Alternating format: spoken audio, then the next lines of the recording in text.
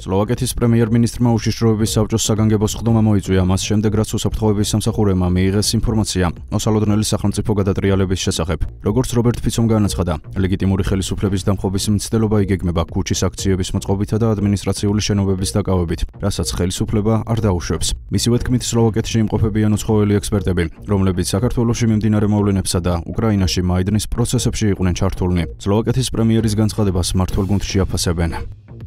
ეს არის აბსოლუტურად ლოგიკური, ასე ვიტყოდე მე დეტალები რა თქმა უნდა არ ვიცი ამასთან დაკავშირებით, მაგრამ ეს არის აბსოლუტურად ლოგიკური, აბსოლუტურად ერთი ხელიდან არის კოორდინირებული ასეთი ტიპის პროცესები სხვადასხვა ქვეყანაში. მე ხშირად ციტირებდი ხოლმე რობერტ ფიცოს პრემიერის, სლოვაკეთის პრემიერის კონკრეტულ ვიდეო მიმართვას, აცუთიან ვიდეო მიმართვას, სადაც ის აღწერს სლოვაკეთში მიმდინარე პროცესებს, მათ შორის ლიბერალური ფაშიზმის განვრცობას სლოვაკეთის ტერიტორიაზე, რასაც ის აღწერს თავის აცუთიან მიმართვაში, არის აბსოლუტურად იდენტური იმისა, რაც ხდება საქართველოს. შესაბამისად, ასეთი პირდაპირი კოორდინაცია არათუ ვერ გამოირიცხება, არამედ არის აბსოლუტურად ლოგიკური.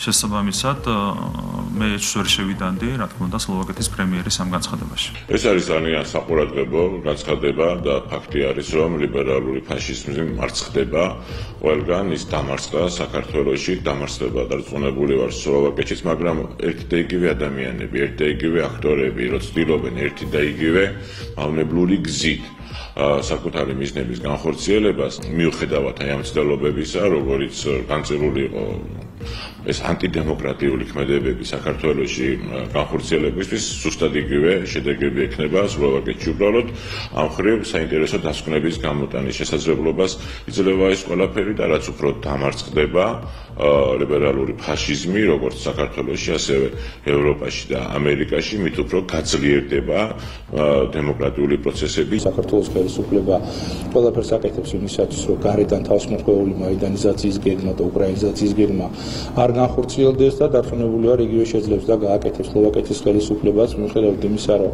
ტრამპის ადმინისტრაცია შეუდგა საქმიანობას, გარკვეული ძალები, რომლებიც ჯერ კიდევ ფლობენ გარკვეულ ბერკეტებს, რესურსებს, ცდილობენ რომ მაქსიმალურად არიონ არა მხოლოდ ჩვენს ქვეყანაში, არამედ სლოვაკეთში, ზოგადად იმ ქვეყნებში, სადაც მათთვის მიუღებელი ხელისუფლებებია, სიტუაცია გაიხსენოთ, რუმინეთის არჩევნებთან დაკავშირებული საკითხები, თუმცა დარწმუნებული ვარ, რომ ამ ძალებს გამარჯვება არ უწერიათ. ჩვენ ეს ვიხილეთ საქართველოში, თავის დროზე ვიხილეთ უკრაინაში, რაც მან განაცხადა, ეს არის სამწუხარო რეალობა და მოცემულობა.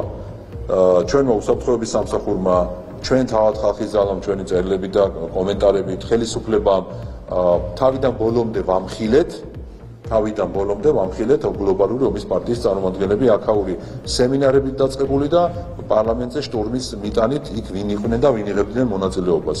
და რობერტო ფიცოს ეს განცხადება, რომ უკვე სლოვაკეთში არიან ის ეგრეთ წოდებული ექსპერტთა ჯგუფები, რომლებიც საქართველოს მოვლენებში იღებდნენ მონაწილეობას და უკრაინის მაიდანში თავის დროზე, არის კიდევ მორიგი მტკიცებულება იმისა, რომ ჩვენ სწორს ვამბობდით, მართალს ვამბობდით, განსაკუთრებით ამ ბოლო 3 წლის განმავლობაში.